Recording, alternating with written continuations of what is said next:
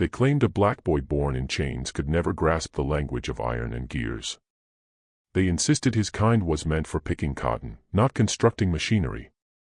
They were so convinced of this that when James stood before them with grease-covered hands and a working contraption fashioned from plantation rubbish, the white engineers laughed in his face. They labeled him a liar, a thief, insisting he must have stolen their designs, the very same designs that had failed for 3 weeks straight. But when that machine roared to life and processed more cotton in 10 minutes than their best workers could in an hour, the laughter died. And in that silence, something shifted. The boy they called property had just demonstrated an understanding they could never grasp.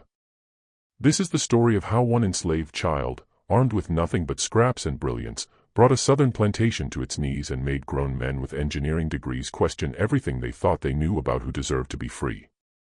Before we continue with this astonishing story, please subscribe to the channel and comment which city you're listening from. Let's strengthen our community together. Thank you. And now back to the story. Whitfield Plantation was situated in the Fertile Crescent of central Alabama, roughly 40 miles south of Montgomery. The property extended across nearly 2,000 acres of rich, dark soil that had been cultivating cotton since 1798. 3 generations of Whitfields had worked this land, and 3 generations of enslaved families had bled into it. By 1865, the plantation housed 147 enslaved people, featured a big house with white columns visible from the main road, and boasted a reputation for producing some of the finest long staple cotton in the state. The land itself rolled gently, with the main fields occupying the flattest sections near Kia Creek. The creek flowed year-round, supplying water for irrigation and power for the old mill that ground corn and wheat. Oak trees lined the drive up to the big house, their branches forming a canopy that kept the family cool in summer. But behind the fields, past the cotton gin and the storage barns, that was where the quarters stood. 23 cabins made of rough-cut pine, arranged in 2 rows facing each other. No trees for shade, no canopy to cool the air, just bare ground packed hard by decades of feet walking the same paths to the same forced labor. In the 3rd cabin from the north end, that was where Rosie lived with her son James. The cabin measured 12 feet by 14 feet, 1 room for everything, sleeping, cooking, living, dying. The walls were bare pine boards with gaps wide enough to see through. When it rained, water came in through the roof and turned the dirt floor to mud. When winter came, the cold crept through every crack and settled in your bones. There was a fireplace made of clay and sticks that smoked so badly your eyes watered, but it was the only source of heat and the only place to cook the meager rations they received each week. The roof was patched with pieces of tin and tar paper that Rosie had scavenged over the years, yet it still leaked in a dozen places. During heavy storms, they had to move their sleeping pallets around to avoid the worst of the water. The floor was dirt packed hard from years of feet, and in summer it turned to dust that got into everything, your food, your lungs, your hair. Those rations were calculated down to the ounce. Each adult received 3.5 pounds of salt pork or bacon per week, along with a peck of cornmeal. That was it. No vegetables unless you could grow them in the small plots behind the cabins. No fruit unless you could steal it. No milk, no butter, no sugar. Children received half rations until they were old enough to work full days in the fields. Rosie had learned to stretch those portions in ways that defied mathematics. She made corn cakes that were more water than meal. She boiled the salt pork until the bones were soft enough to eat. She foraged for wild greens in the woods when the overseer wasn't watching. She caught crawfish in the creek with her bare hands. She knew which tree bark could be ground into flour when the cornmeal ran out. And still there were nights when James went to sleep with his stomach cramping from hunger, nights when he dreamed of food and woke up to nothing but the same empty bowl that had been empty the night before. The value of an enslaved person at Whitfield Plantation was written in Master Whitfield's ledger, kept locked in his study. A prime field hand aged 20 to 35 was worth between $1,200 and $1,500. A woman of childbearing age was worth slightly less, maybe $1,000, but her value increased with each child she produced, because each child was future property. Children under 10 had little monetary value since they couldn't yet work full days. They were investments, costs to be managed until they could earn their keep. James, at his birth in 1857, was assigned a value of $50, the same as a young mule. Rosie remembered the day the appraiser came through the quarters, writing numbers in his book next to each person's name. He had looked at baby James, checked his limbs for deformities, listened to his breathing, then scratched $50 in his ledger without another thought.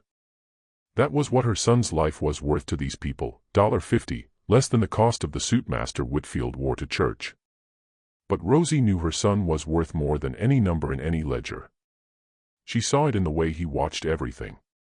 While other children played, James studied. He studied how the wagon wheels turned. He studied the hinges on the barn doors. He studied the pulley system that lifted water from the well. His eyes were always moving, always learning, always trying to understand how things worked. And that terrified her, because curiosity in a slave child was dangerous. Questions led to beatings. Thinking led to suspicion. Intelligence was a threat to the order of things. She had seen it before. Smart children who asked too many questions, who showed too much potential, they disappeared. Sold south of the sugar plantations in Louisiana, where life expectancy was measured in years, not decades. Or they got broken, beaten so badly and so often that the light went out of their eyes and they became hollow shells just going through the motions of living. Rosie herself had learned this lesson at age 12, when she asked the overseer why enslaved people couldn't read if reading was so important. The overseer, a man named Cyrus Pettigrew, had beaten her with a leather strap until her back was cross-hatched with welts that took weeks to heal. Then he made her stand in the hot sun for 6 hours without water as an example to the others. Knowledge is for white folks, he told her while the strap fell again and again. Your kind need strong backs, not smart mouths. From that day forward, Rosie learned to hide her thoughts behind a mask of compliance. Yes, sir. No, sir. Whatever you say, sir. Thank you, sir. She learned to make herself small, invisible, unthreatening. It was the only way to survive. But inside, behind the mask, her mind never stopped working. She remembered everything, every injustice, every cruelty, every moment of degradation. And she promised herself that if she ever had children, she would teach them how to survive in a world that wanted them dead. She tried to teach James the same lesson, but the boy couldn't help himself. When he was 5 years old, he asked the blacksmith why heating metal made it easier to bend.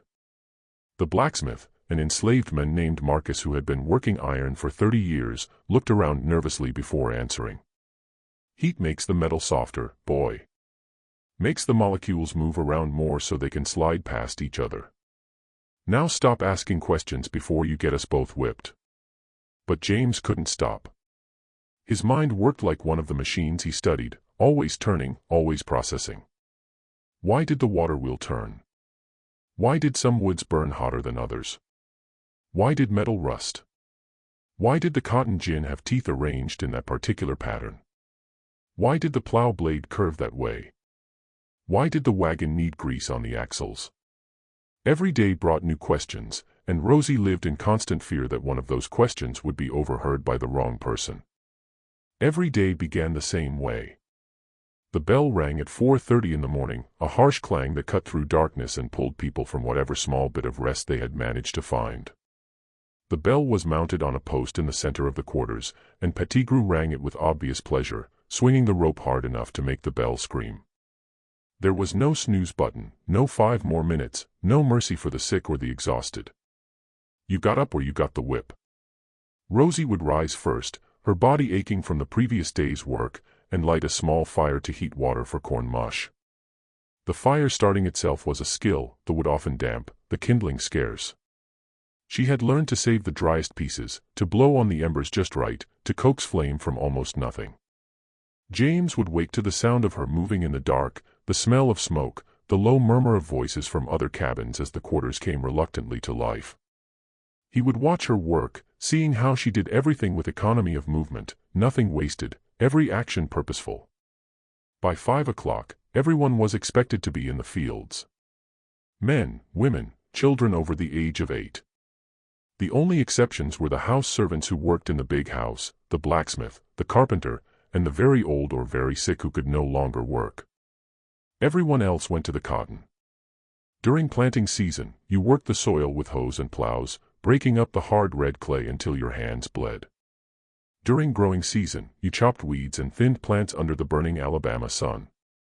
During picking season, you filled sacks until your fingers bled and your back screamed, and you prayed for death just to make it stop. The workday lasted until dark, sometimes longer during harvest when the moon was bright enough to see by, 12 hours, 14 hours, 16 hours during peak season. Time meant nothing except pain. The only way you knew what day it was came from the rhythm of work. Cotton picking meant fall. Plowing meant spring. The years blurred together into one long nightmare of labor. James was too young for fieldwork until he turned 8, so he spent his early years in the care of old Ruth, a woman in her 70s who watched the small children while their parents worked. Ruth had been born on Whitfield Plantation, had lived her entire life within these boundaries, had buried 2 husbands and 5 children. 3 of her children had been sold away when Master Whitfield's father needed money to pay gambling debts. She never saw them again, never knew if they lived or died. That kind of grief does something to a person, hollows them out, or makes them harder than iron. Ruth was the hard kind. She taught the young ones how to survive. Keep your eyes down around white folks. Never talk back. Not even when they're wrong. Not even when they're lying. Never run unless you want the dogs on you. And those dogs will tear you apart before you make it a mile. Never fight back, even when they hit you first, because they will kill you and say you were being uppity. These were the lessons that mattered. Reading and writing were forbidden by law, but Ruth taught them other things: how to identify which plants were safe to eat, how to set a snare for rabbits, how to move through the woods without making noise, how to read the night sky for direction in case you ever got the chance to run north. Survival skills for people who were never supposed to survive. But James learned something else during those years with old Ruth. He learned that the white folks threw away treasures. Behind the big house, there was a trash pile where the Whitfield family discarded broken tools, worn-out equipment, anything that no longer served them perfectly. A hinge with a loose pin, a saw with a bent blade, a hammer with a cracked handle, a bucket with a small hole in the bottom. To them, it was garbage. The cost of replacing these items was nothing compared to the bother of fixing them. To James, it was possibility. He started collecting things when he was 6 years old: a bent nail here, a broken hinge there, a length of chain with a snapped link, a piece of leather strap from an old harness, a cracked wooden handle, a gear from some machine he couldn't identify. He carried these items back to the cabin and hid them under the floorboards, which were loose enough to pry up with your fingers. The space underneath was damp and smelled of earth, but it kept his treasures hidden. Rosie saw what he was doing, and her heart filled with dread. "Baby, you got to stop this," she told him one night, her voice urgent and scared. "They catch you taking things from the big house, they will beat you. They will beat me. They will say you're stealing, and they will make an example. Please, baby, just leave it alone." But James couldn't explain to her what he felt when he held those broken pieces in his hands. It was like they spoke to him in a language nobody had taught him, a language older than words. He could see how they fit together. He could imagine how they might work. He could feel the potential humming inside the metal. At night, by the weak light of a tallow candle that Rosie made from rendered pig fat, he would take out his collection and arrange the pieces in different combinations: a nail through a hole in the metal, a chain loop through the hinge, a gear meshing with another gear. His small fingers worked with a precision that seemed impossible for a child his age, testing connections, imagining movement, understanding instinctively how force and motion worked together. The other enslaved people in the quarters noticed. Some thought the boy was touched in the head, that he had some kind of mental affliction that made him obsess over trash. Others thought he had a gift, maybe something spiritual, maybe something from Africa that had survived the Middle Passage and the generations of slavery. Marcus the blacksmith was the first to see real potential.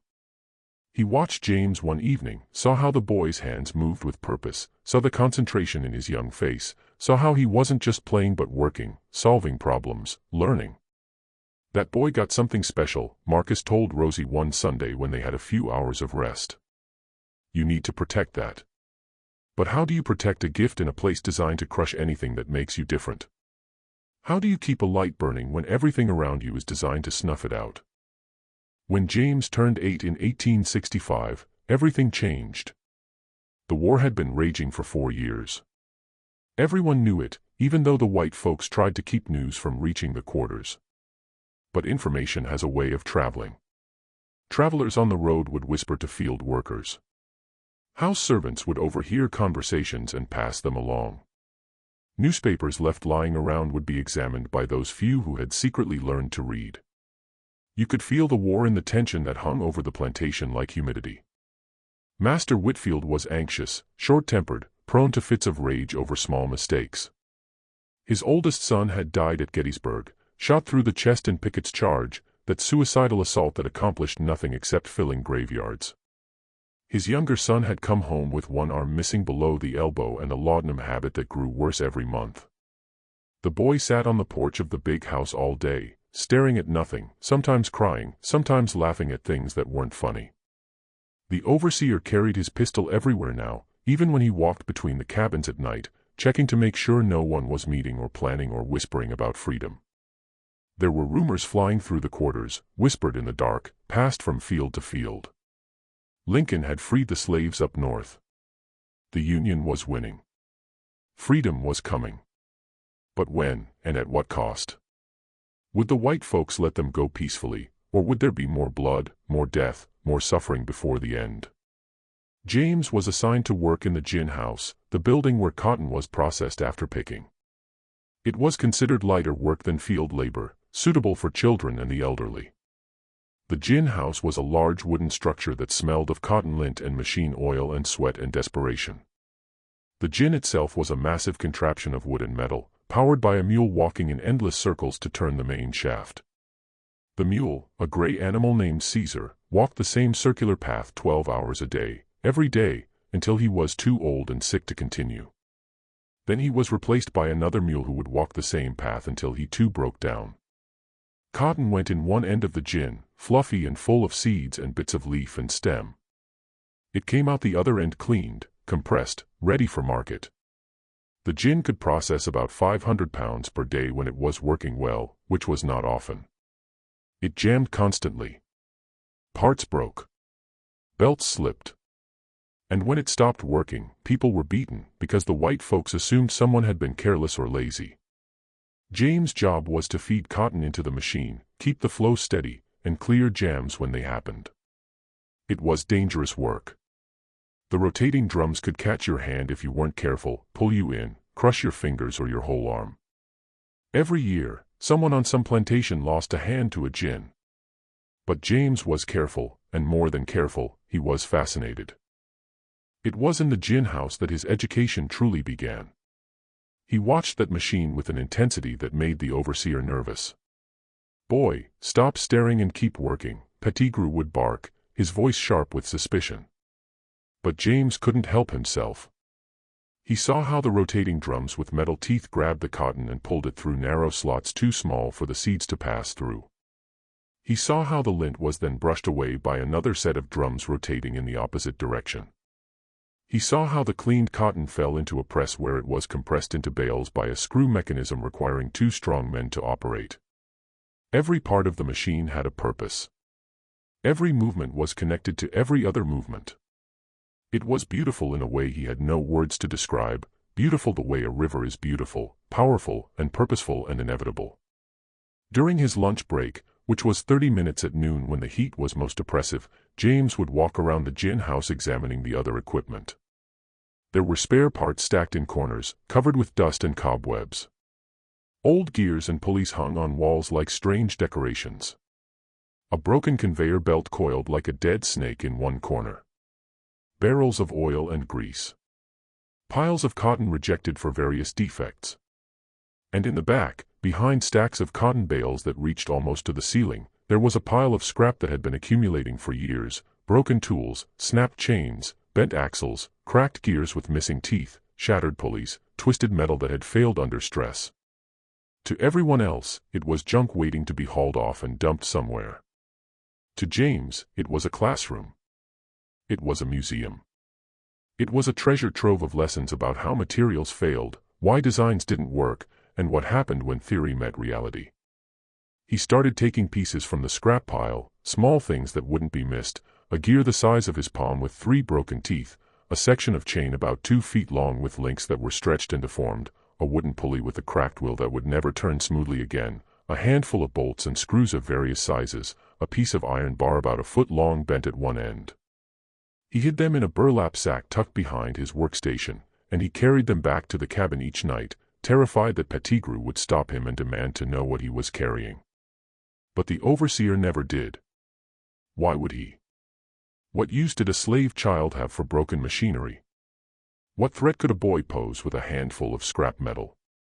In the cabin at night, after Rosie had fallen into exhausted sleep, her body finally giving up the fight to stay conscious, James would take out his collection by candlelight and work. He had no proper tools except a rusty file he had found in the trash and a flat rock he used as a hammer. But his hands were clever, and his mind was cleverer.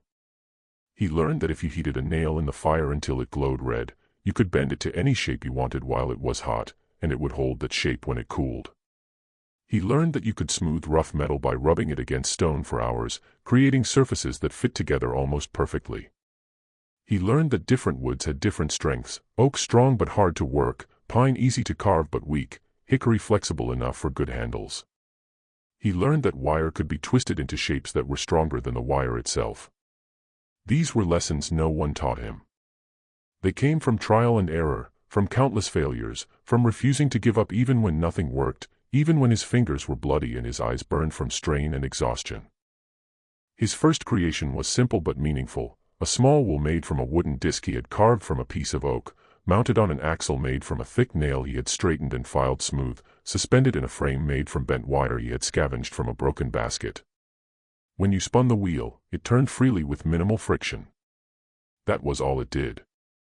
It served no practical purpose, but to James, it was proof that he could take broken things and make them work again. It was proof that his ideas could become reality. He showed it to Rosie one morning before work, his face bright with pride. "Mama, look, I made it myself. I made it spin." Rosie held the little contraption in her work-roughened hands, hands scarred and calloused from decades of cotton and corn and endless labor, and felt tears sting her eyes. It was wonderful and terrible at the same time. Wonderful because her son had genius in his fingers. Terrible because genius in a slave was dangerous. Terrible because she knew that in this world, a black child with too much intelligence was a target. "Baby," she said softly, trying to keep her voice steady, "you cannot show this to anyone. You understand? No one. Not the other folks, not Marcus. Nobody. If they find out you can do this, they will use you up and throw you away like they do everything else. Or worse, they will sell you down to the deep south, down to Louisiana or Mississippi, where they work people to death in the sugar fields in 2 years. I have heard the stories. Please, baby, promise me you will keep this hidden." James promised. But even as the words left his mouth, his mind was already racing ahead to the next thing he wanted to build. He couldn't stop himself. It was like hunger, this need to create, to understand, to make things work. It was like breathing. He could no more stop building than he could stop his heart from beating.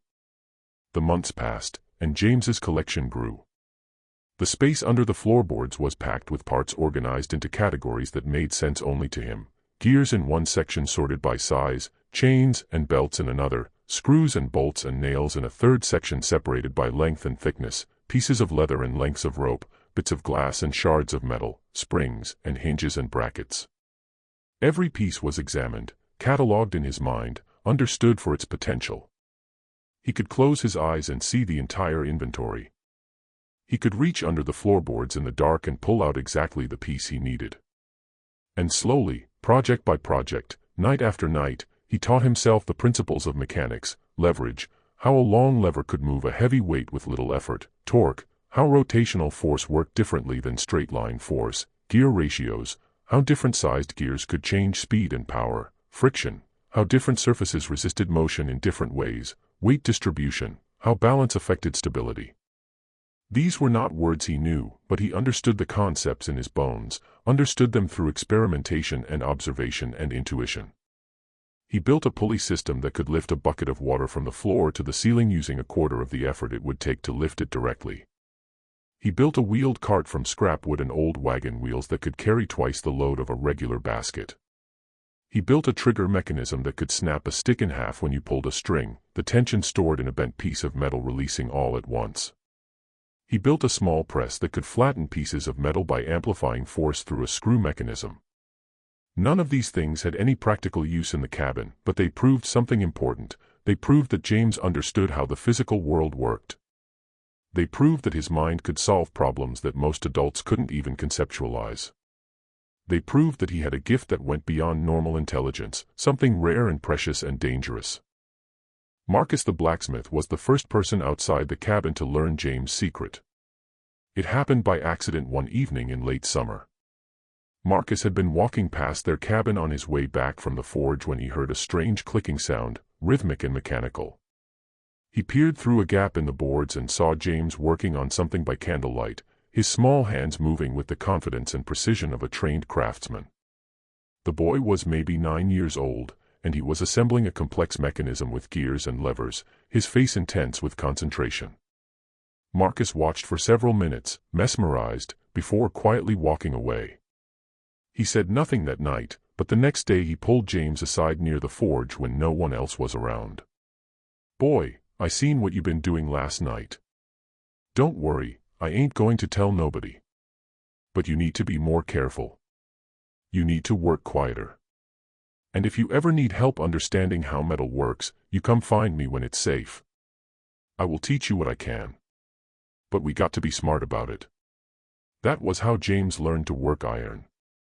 Marcus couldn't teach him openly because teaching slaves was forbidden, punishable by law. But he found ways. He would leave the forge unattended at certain times, knowing James would sneak in during his lunch break. He would work on projects and talk out loud to himself, explaining each step in a voice just loud enough for the boy hiding in the shadows to hear. "This metal here, it's high-carbon steel. Gets harder when you heat it up and then cool it quick in water. We call that quenching. But if you cool it too fast, it will crack and be useless. You got to know the color. Cherry red for bending, that's around 1,300 degrees. Orange for welding, that's hotter, maybe 1,500. Yellow means too hot, you'll burn the metal and ruin it. Watch the color, not the clock. The metal will tell you when it's ready." Marcus was risking a beating, or worse, to pass on his knowledge. But he did it anyway because he saw something in James that gave him hope. Maybe this boy would live to see freedom. Maybe this boy would do something extraordinary. Maybe all their suffering was not for nothing. By the spring of 1865, the plantation was in chaos. The war was ending, and everyone could feel it in their bones. Master Whitfield was desperate in a way that made him unpredictable and dangerous. Cotton prices had crashed because Union blockades had cut off exports to England and France. Half his wealth was tied up in Confederate bonds that were now worthless, just fancy paper with pictures of dead politicians. His oldest son was dead, buried somewhere in Pennsylvania. His younger son was alive but broken, addicted to laudanum and unable to manage anything. The plantation that had made the Whitfield family rich for 3 generations was on the edge of collapse. The buildings needed repairs. The equipment was breaking down. The fields were less productive because the soil had been depleted by decades of cotton monoculture. And Whitfield knew that when the Union won, and everyone knew they would win eventually, he would lose everything, not just the war, not just the money, but the labor force that had built his entire world. 147 people who would walk away the moment they were legally free to do so. 147 people who knew where he lived, who knew his habits, who had reasons to hate him that went back generations. That fear kept him awake at night. That was when the engineers arrived.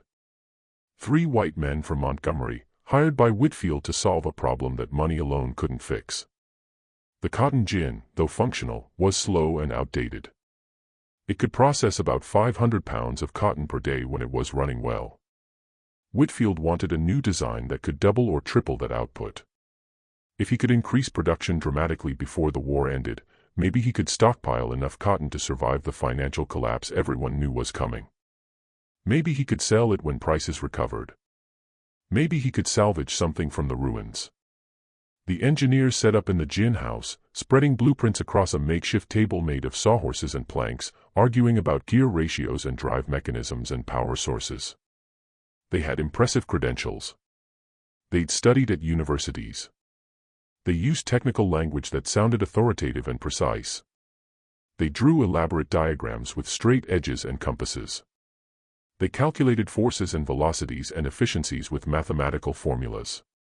James watched them from a distance, pretending to work while his eyes followed every movement. The engineers were educated men in a way that James could barely imagine. They had training. They had books. They had access to accumulated knowledge going back centuries. They used words like torque and mechanical advantage and rotational velocity and coefficient of friction. They argued about physics and mathematics and material science. And yet, as the days turned into weeks, they produced nothing that worked. Their first design stripped its gears on the second day of testing, the teeth snapping off under load because they had miscalculated the forces involved. Their second design jammed constantly because the clearances were too tight and cotton lint built up in the mechanism. Their third design worked for an hour before a critical belt snapped and the whole thing ground to a halt, nearly injuring 2 workers in the process. Each failure made them more frustrated, more defensive, more insistent that the problem was not their design but the quality of the materials, or the incompetence of the workers, or the humidity in the air, any explanation except their own limitations. Pettigrew watched the failures with growing anger because he knew what they meant. Master Whitfield was spending money they didn't have on engineers who couldn't deliver results, and that meant everyone would suffer.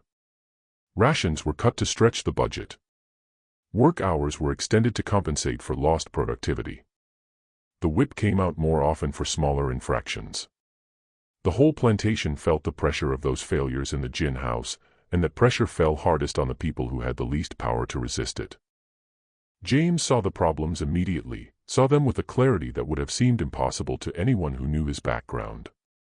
The engineers were designing on paper without understanding the reality of the materials and conditions. They were working from theory, from formulas and calculations. But they had never actually built anything with their own hands. They had never felt how metal behaved under stress. They had never dealt with variations in wood quality. They had never compensated for the fact that cotton lint got into everything and changed how machines performed. Their gears were too fine, with teeth too small and too closely spaced, which meant that any cotton lint that got into the mechanism would jam it immediately. Their belt system had no give, no flexibility for vibration and uneven power delivery from the mule-powered drive shaft. Their mounting points were weak, unable to handle the torque loads that would build up during operation. These were not problems you could solve with math alone. You had to understand how machines actually behaved in the real world. You had to know that theory and practice were not the same thing. You had to have experience. At night, James began designing his own version in his head. He didn't have paper or pencil, so he worked it out in 3 dimensions, imagining each part and how it would connect to the next. He used his collection of scrap parts to build small models, testing concepts on a miniature scale before committing to anything larger. Could this gear drive that shaft? Could this chain handle that load? Could this frame support that weight?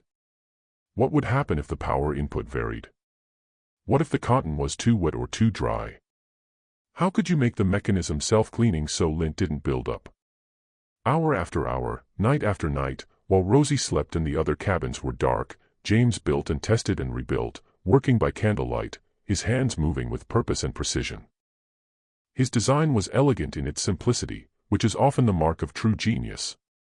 Instead of fine-toothed gears that jammed easily, he used larger teeth with wider spacing, which meant cotton lint could pass through without causing problems. Instead of a rigid belt system that would slip or break under variable loads, he used a chain drive that could handle more power and needed less maintenance. The chain had gaps between the links so lint couldn't bind it up the way it bound up the engineer's belts. Instead of fighting vibration and trying to make everything perfectly rigid, he designed mounting points that allowed controlled movement, flexible joints that absorbed shock and reduced stress on the connections. Every piece of his design addressed a real problem the engineers had overlooked or dismissed. And every piece could be built from materials already available on the plantation, salvaged from the scrap pile and the trash heap behind the big house. He wouldn't need special metals or custom parts. He could make do with what was there, which was all he had ever done. He worked on it for 6 weeks, stealing time whenever he could, hiding his progress from everyone except Marcus, who provided occasional guidance and quiet access to the forge during times when it was supposed to be empty. The machine took shape in a corner of the quarters behind a stack of firewood where no one thought to look, covered with an old tarp. It was rough, ugly, built from trash and determination and midnight hours. The gears were mismatched sizes, scavenged from different machines that had died decades apart. The frame was a patchwork of wood and metal, held together with bolts and wire and hope. The chain was actually 3 shorter chains linked together with additional wire wound tight and then heated in the forge to fuse the connections. Nothing matched. Nothing looked professional. Nothing would have passed inspection by an engineer. But when James tested each component individually, each gear, each connection, each bearing, they all worked. The tolerances were tight enough to function but loose enough to forgive imperfections. The design was forgiving, adaptable, robust in a way that the engineer's precise calculations could never achieve. The problem was assembly. His machine was too large to hide once it was fully assembled. Once he put it together, there would be no keeping it secret.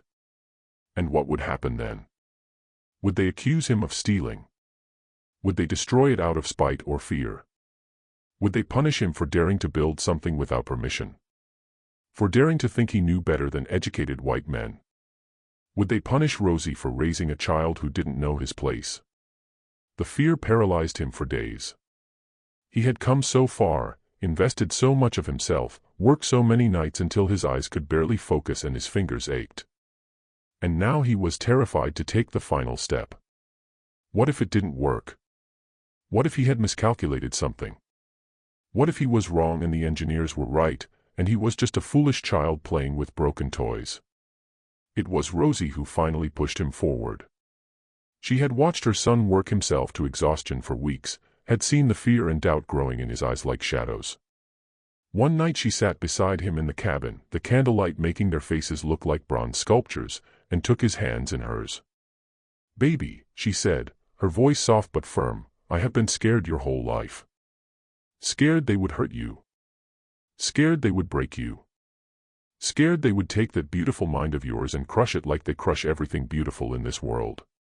But I realized something. They are going to hurt us anyway. They are going to break us anyway. Fear will not protect us. It never has, and it never will. The only thing that might protect us is showing them they need you more than you need them.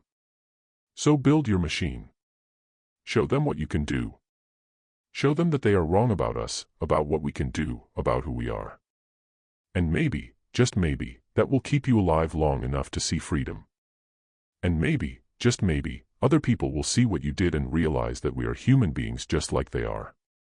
The next morning, James assembled his machine in the gin house.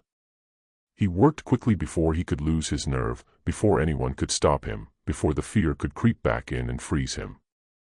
He carried the pieces from their hiding place behind the firewood, making multiple trips, his heart pounding so hard he thought it might burst. He bolted them together in a corner of the building, away from the engineers but visible to anyone who cared to look. The frame went up first, braced against the wall for stability. Then the main shaft, mounted in wooden bearings he had carved by hand with nothing but a knife and patience. Then the gears, largest to smallest, creating the reduction ratio he needed to convert the slow rotation of the mule-powered drive shaft into the faster rotation needed for the gin drums. Then the chain drive connecting the input shaft to the output shaft, wrapped around sprockets he had fashioned from old gears with the teeth filed down to the right shape. Then the cotton feed mechanism, adapted from studying the old gin but improved with a wider throat and better spacing. Finally, the output conveyor, angled to drop cleaned cotton into a collection bin, with brushes to sweep the lint away from the drums. It took him 3 hours of frantic work. His hands shook from nerves and effort. His heart pounded like a hammer on an anvil. Sweat ran down his face despite the cool morning air, soaking his shirt, making his hands slippery. People stopped to watch, confused and curious and concerned. What is that boy doing? Is he building something? Where did he get those parts? Did he steal them? Should we stop him? The whispers spread through the gin house like fire through dry grass, out into the yards, across the quarters, reaching every corner of the plantation. By the time James tightened the last bolt, his hands trembling so badly he almost couldn't grip the wrench, there was a crowd gathering. Dozens of people, enslaved and free, black and white, all staring at what this child had built from garbage. That was when the engineers noticed. They had been in the office attached to the gin house, arguing about their latest failure, blaming each other for miscalculations and faulty assumptions, when someone told them a slave boy was building a machine in the corner. They came out expecting to see a child playing with scrap metal, maybe making a toy or a simple contraption that would fall apart immediately. What they saw instead stopped them cold. It was a cotton processing machine, crude but complete, built entirely from salvaged parts.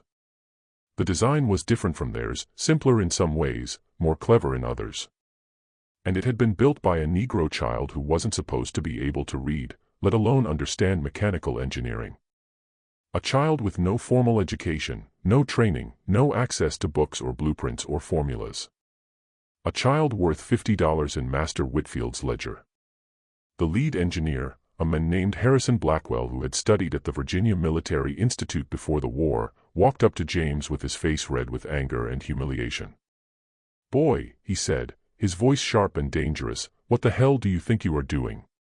Where did you steal those designs? Did you copy our work? Did someone help you? Tell me the truth, or I will have you whipped until you can't stand.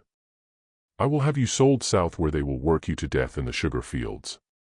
James stood there, terrified and defiant at the same time, his whole body shaking but his voice somehow steady, and said the only thing he could say, "Sir, I didn't steal nothing. I built it myself from trash. I watched your machines break, and I figured I could do better. I'm sorry if that offends you, sir, but it's the truth." The silence that followed was heavy enough to crush stone.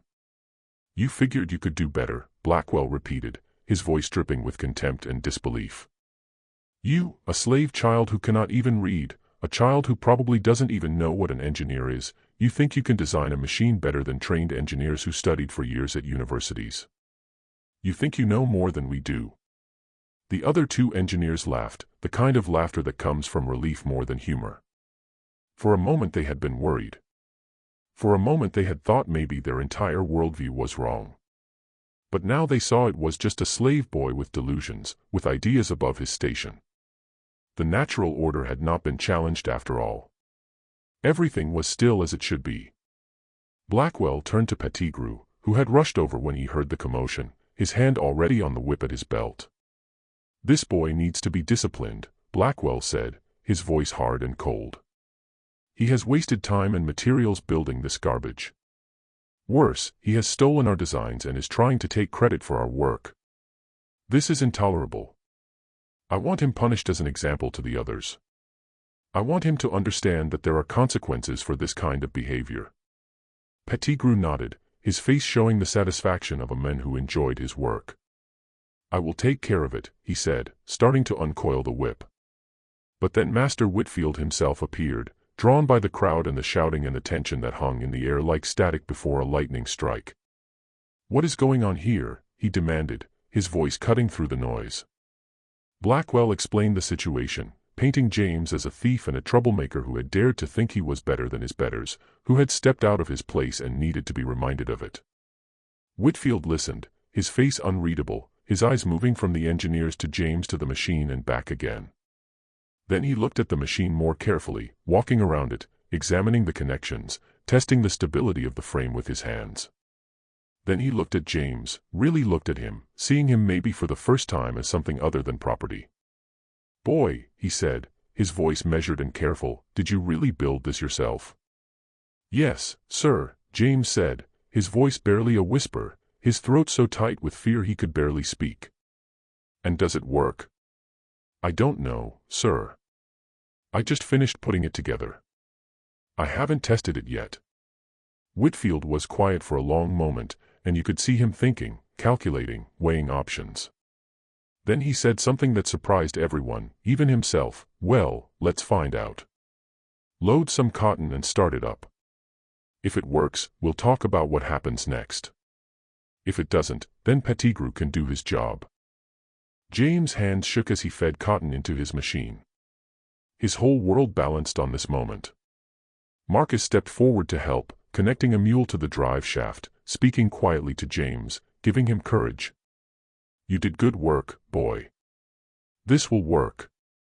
I have seen you build. You know what you're doing. Trust yourself. The mule began to walk its endless circle. The shaft began to turn. The gears began to move. There was a grinding sound at first, metal on metal finding its rhythm, then a rhythmic clicking as the gears meshed and separated, then the smooth hum of a machine in proper operation. Cotton went in at the top, full of seeds and debris and hope. It passed through the rotating drums with their carefully spaced teeth. The seeds dropped out the bottom into a collection tray while the lint was caught by the brushing mechanism and deposited onto the conveyor. Clean cotton began piling up in the collection bin, white and pure and perfect.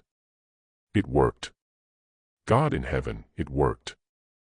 And it worked better than anything the engineers had built. The machine processed cotton faster, with fewer jams, with less waste. Cotton that would have taken hours to process by hand or with the old gin was cleaned in minutes. The design wasn't elegant by academic standards, but it was effective in ways that mattered. It was robust, forgiving of imperfections in the cotton or variations in power from the mule. It was self-clearing, the wide spacing in the gears allowing lint to pass through instead of building up and jamming the mechanism. It was reparable, built from common parts that could be replaced easily. And it had been built by an enslaved child using nothing but scrap metal, raw intelligence, and determination. The engineers stood there, their faces cycling through shock, disbelief, anger, and finally a rage born of humiliation. This was impossible according to everything they had been taught. This violated the natural order of the world. Negroes were inferior. Everyone knew that. It was science. It was biology. It was the way God had made things. The shape of their skulls proved it. The texture of their hair proved it. Their status as slaves proved it. They were children in adult bodies, incapable of abstract thought, incapable of planning for the future, incapable of creating anything original. And yet, here was proof to the contrary, running smoothly in front of 24 witnesses. A Negro child had solved a problem that 3 educated white engineers could not solve. A child who wasn't supposed to be able to learn had taught himself principles of engineering that took most people years of formal study to grasp. Blackwell tried to deny it, tried to find some explanation that would preserve his worldview. He insisted that James must have had help, must have stolen the design, must have somehow cheated. But the other enslaved people stepped forward to defend him, to testify to what they had seen. We seen him working on this for weeks in the night by himself. We seen him collecting parts from the trash pile. We seen him testing pieces, figuring out how they fit together. The boy did this himself. He got a gift from God. There was no way to deny it. No way to explain it away. No way to make it fit into the comfortable lies they had been telling themselves about racial superiority. Whitfield saw immediately what he had, saw it with the calculating clarity of a businessman who had survived in a brutal economy by being smarter than his competitors. This boy was valuable, more valuable than any field hand, more valuable than any skilled tradesman, more valuable perhaps than anything else on the plantation. Because this boy could solve problems that no one else could solve. Because this boy could take broken things and make them work. Because this boy represented potential that went far beyond picking cotton. And if there was one thing a failing plantation needed, it was someone who could make something from nothing, who could stretch resources, who could innovate and adapt and survive. Whitfield turned to Pettigrew and said, his voice hard and final, "Do not touch this boy. He works for me now directly. He answers only to me. He will have whatever materials he needs to continue his work. And if any of you engineers have a problem with that, you can pack your things and get off my property." I am paying you to solve problems, and all you have done is create new ones. This child has done more in 6 weeks than you have done in 3 months. So either figure out how to be useful or leave. The humiliation burned like acid in the engineers' throats. They had been shown up by a slave child. Their education, their training, their years of experience, all of it meant nothing compared to raw genius and practical understanding. They left the plantation that afternoon, bitter and angry, insisting to anyone who would listen that they had been sabotaged, that the test was rigged, that the whole thing was a fraud designed to cheat them out of their fees. But the machine kept running. Day after day, week after week, James' design processed cotton with a reliability the engineers' machines had never achieved. The proof was in the performance, and performance does not lie. For James, the situation was complicated in ways he was too young to fully understand. On one hand, he had proven his worth. Whitfield treated him differently now, with a mixture of respect and possessiveness that was deeply uncomfortable. He was given better rations, enough food that his stomach didn't cramp at night. He was given a private workspace in a shed behind the gin house, with tools and materials and a workbench. He was no longer just property. He was valuable property. But he was still property. His genius had not made him free. It had just changed the nature of his bondage. He was no longer a field hand worth $50. He was now a skilled technician worth who knows how much. But worth was not freedom. Value was not humanity. And Whitfield owned him just as completely as he had the day before. Maybe more completely, because now Whitfield knew exactly how useful he could be. Rosie watched her son's transformation with mixed feelings that kept her awake at night. He was safer now, protected by his usefulness. But she knew that protection was conditional and temporary. The moment he stopped being useful, the moment he made a mistake, the moment Whitfield decided the risk outweighed the benefit, everything would change. And there was something else that worried her even more. James was starting to believe his own myth. He was starting to think that his intelligence made him special, that he was different from the other enslaved people, that he had somehow earned a better life through merit. She tried to remind him where he came from, tried to keep him grounded. Baby, you are brilliant. God gave you a gift. But brilliant does not make you free. Value does not make you human in their eyes. And never forget that every gift you have came from the people who suffered before you. Your genius is not yours alone. It belongs to all of us. It came from your grandmother who died in these fields. It came from your grandfather who they sold away before I was born. It came from all the people who survived long enough to pass life on to the next generation. You stand on their backs. Never forget that. The weeks turned into months. Spring became summer, hot and humid and brutal. The war was ending. Everyone knew it. But no one knew exactly when or how or what would come after. Rumors flew faster than facts, spreading through the quarters like wind through cotton. Lee had surrendered. Lincoln had been shot. The Union Army was marching south. Freedom was coming next week, next month, next year. Nobody knew what was true and what was wishful thinking. The uncertainty was torture, worse in some ways than the certainty of slavery had been. People made plans they couldn't execute. They dreamed dreams they were afraid to speak out loud. They whispered about where they would go, what they would do, who they would find if they ever got the chance. And through it all, life on the plantation continued with a surreal normalcy that felt like madness. Cotton still needed to be picked. Work still needed to be done. And James still refined his machine, making it better, faster, more efficient, proving every day that genius knew no color. It was in late August of 1865, on a day so hot the air shimmered above the cotton fields, that everything finally changed. A Union officer rode up to Whitfield Plantation with a company of soldiers in blue uniforms, carrying papers that made official what everyone already knew in their hearts: the war was over, the Confederacy was dead, and the slaves were free. Whitfield was ordered to assemble everyone, all 147 people who had been his property until that moment, and read the proclamation out loud. It was one of the strangest moments in American history, a scene that played out on plantations across the South. Men who had owned other human beings for generations, who had bought and sold people like livestock, who had separated families and destroyed lives without a second thought, were forced by the government they had tried to destroy to tell those human beings they were no longer property. Whitfield read the proclamation in a flat, bitter voice, the words ash in his mouth. By order of the United States government, you are free to go. You are no longer bound to this plantation by law. You may leave whenever you wish. You are no longer slaves. The silence that followed was profound, heavy with 300 years of suffering and hope. 147 people stood in the yard trying to process words they had dreamed of hearing their entire lives, words their parents and grandparents had died without hearing. Some cried, tears streaming down faces that had forgotten how to cry from anything except pain. Some shouted, releasing emotions that had been compressed for lifetimes. Some just stood there, unable to move, unable to speak, unable to believe it was real, waiting for someone to say it was a trick or a lie or a mistake. James felt something break open inside his chest, a feeling so overwhelming he couldn't name it, couldn't contain it. Freedom. The word had been abstract before, a concept, a prayer, something other people had. Now it was real. Now it was his.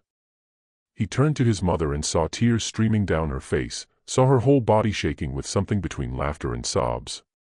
"We are free, baby," she whispered, her voice breaking. "We are free.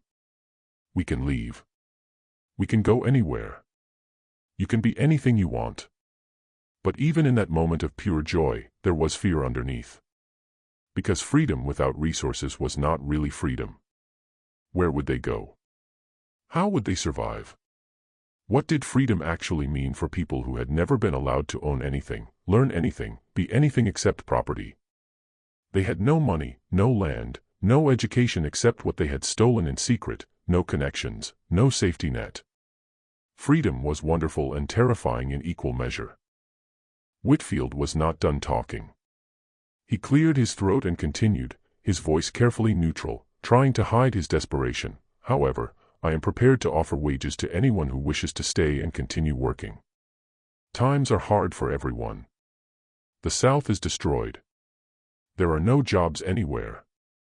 But I will pay fair wages for fair work. It won't be much, but it will be food and shelter and money. And for those with special skills, I am willing to negotiate individual contracts." He looked directly at James when he said that last part, his meaning clear, "I need you. I will pay you to stay. Please do not leave me." Many of the formerly enslaved people left that same day. Within hours of hearing the proclamation, they packed what little they had, which was almost nothing, and walked off the plantation, heading toward freedom with nothing but hope and determination and the clothes on their backs. Some headed north toward cities where they had heard there was work. Some headed to nearby towns where they had family or connections. Some just walked with no destination in mind because walking away was itself an act of freedom.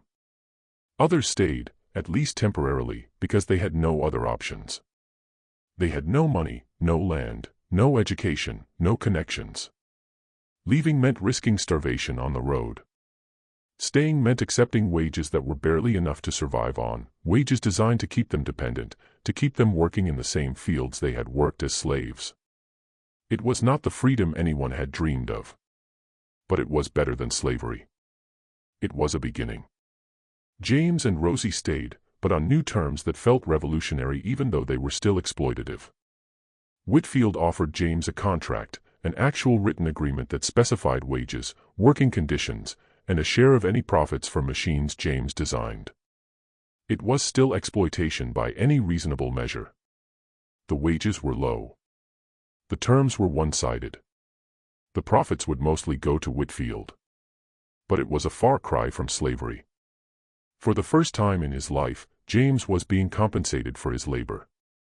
He was being recognized as a person with skills and value, not property with a dollar amount. He could quit if he wanted to. He could negotiate. He had rights, limited and fragile, but real. Over the following months and years, James continued to refine his designs and create new machines. He built improved versions of the cotton gin, each one faster and more reliable than the last. He designed a mechanical planting machine that could do the work of 5 men with greater precision. He created a water-powered sawmill that processed lumber with remarkable efficiency, reducing waste and increasing output. He invented a harvesting tool that made picking cotton less damaging to the plants. And with each creation, his reputation grew beyond the boundaries of Whitfield Plantation. People came from other plantations, now struggling farms, to see the machines built by the young Negro genius. Some came out of curiosity, wanting to see if the stories were true. Others came to offer jobs, to try to lure him away with better pay and conditions. And a few came with genuine respect for what he had accomplished, seeing past his skin color to recognize true brilliance.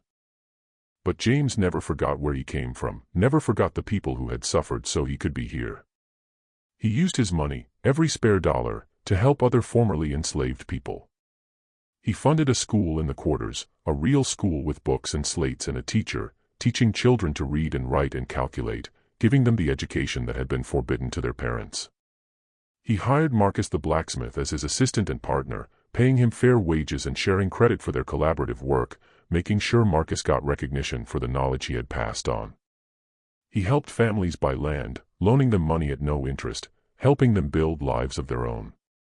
And he never stopped working with scrap, never stopped seeing possibility in broken things, because that was where his gift had been born, in the trash pile behind the big house. The engineers who had tried to have him whipped, who had called him a liar and a thief, who had insisted he must have stolen their designs, they eventually heard about his success. Some tried to rewrite history, claiming they had always known he was talented, that they had been supportive all along, that they had even helped him in small ways. Others insisted that his designs were primitive, that any trained engineer could have done better, that his success was luck rather than skill. But the machines did not lie. They worked year after year with minimal maintenance. They processed cotton more efficiently than anything else in the region. And in working, they told a story about genius and determination that no amount of racism could erase, a story that challenged everything these men had been taught about who could innovate and who deserved credit. Years later, when James was an old man and people asked him about the day in the gin house when his machine first ran, when he had stood before those engineers and proven them wrong, he would say that he wasn't thinking about proving anything to anyone in that moment. He wasn't trying to make a statement about race or intelligence or the inherent equality of human beings. He was just trying to solve a problem with the tools and materials he had available, the same way he had always solved problems. But everyone else saw something more in that moment. They saw a challenge to the fundamental assumptions that had justified slavery for centuries. They saw proof that human potential had nothing to do with skin color or legal status. They saw a boy who had been told he was worth $50, the same as a young mule, show that his mind was priceless, that his genius could not be measured in dollars or contained by bondage. The story of James and his machine spread across Alabama and beyond, carried by newspapers and word of mouth and the memories of people who had been there. Northern newspapers ran articles about the slave boy who had out-engineered educated white men. Abolitionists used his story as proof that slavery was not just morally wrong but economically stupid, that it wasted human potential on a massive scale. Other inventors, black and white, sought him out to learn from him and collaborate with him. And slowly, grudgingly, painfully, the world began to accept that intelligence and creativity were not the exclusive domain of any one race. It was not a complete victory. Racism did not disappear. The barriers to success for black people remained immense, enforced by law and custom and violence. But cracks had appeared in the wall, cracks made by a boy with grease on his hands and genius in his head, cracks that would eventually help bring the whole structure down. Rosie lived to see her son succeed, to see him build a life that would have been impossible under slavery, to see him become a man of respect and influence in their community. She died in 1873 after a brief illness, surrounded by grandchildren she had never expected to meet, in a house her son owned with money he had earned, with dignity in her heart and peace in her soul. Her last words to James, whispered as he held her hand, were simple but profound. "You did good, baby. You took all that pain, all that suffering, all those nights when we went to bed hungry, and you built something beautiful from it. You showed them we are human beings just like they are. Do not ever forget the people who suffered so you could be here. Do not ever forget the people who died in these fields so you could live. Honor them by helping others rise." That is how you repay the debt we all owe to those who came before. James kept that promise every day of his life. He never became famous outside of Alabama. Never appeared in the history books that cataloged the great inventors of the 19th century. Never got the recognition he deserved from the wider world. But in the communities where he worked, where he taught, where he invested his time and resources and love, he was remembered and honored. He was remembered as the boy who built a machine from scrap when everyone said it was impossible. The boy who proved that genius has no color and knows no chains. The boy who showed that even in the darkest circumstances, even when the world tells you that you are worthless, even when every system is designed to crush you, you can create something that changes everything. The boy who turned pain into purpose and suffering into hope. The machine itself, that first crude contraption built from plantation trash in 1865, was eventually donated to a museum in Montgomery decades after James died. It sits there today behind glass in a climate-controlled room, its mismatched gears and improvised frame telling a story more powerful than any polished monument ever could. It tells a story about what human beings can accomplish when they refuse to accept the limitations others place on them, when they look at broken things and see possibility instead of garbage. It tells a story about a mother named Rosie who kept her son safe long enough for his gifts to emerge, who fed him hope when there was no food, who taught him dignity when the world offered only degradation. It tells a story about a blacksmith named Marcus who risked punishment to pass on knowledge, who saw something special in a child and decided that was worth protecting, even if it cost him everything. And most of all, it tells a story about James, the boy who was told he was property, who was valued at $50 in a white man's ledger, who was forbidden to read or learn or think or dream, who was supposed to spend his life picking cotton until his back broke and his hands bled and he died nameless in a field. The boy who instead built a machine that worked better than anything the educated engineers could produce. The boy who turned scrap metal into hope, turned chains into freedom, turned suffering into triumph. The boy who proved that genius cannot be enslaved, that brilliance cannot be bought or sold, that the human spirit can rise even from the depths of bondage and create something beautiful and lasting and true. That is the story the machine tells. That is the legacy James left behind. And that is why, more than a century and a half later, people still come to see that machine and remember the boy who built it and understand that freedom is not given but taken, not inherited but earned, not abstract but built piece by piece from the scraps of possibility that even slavery could not destroy.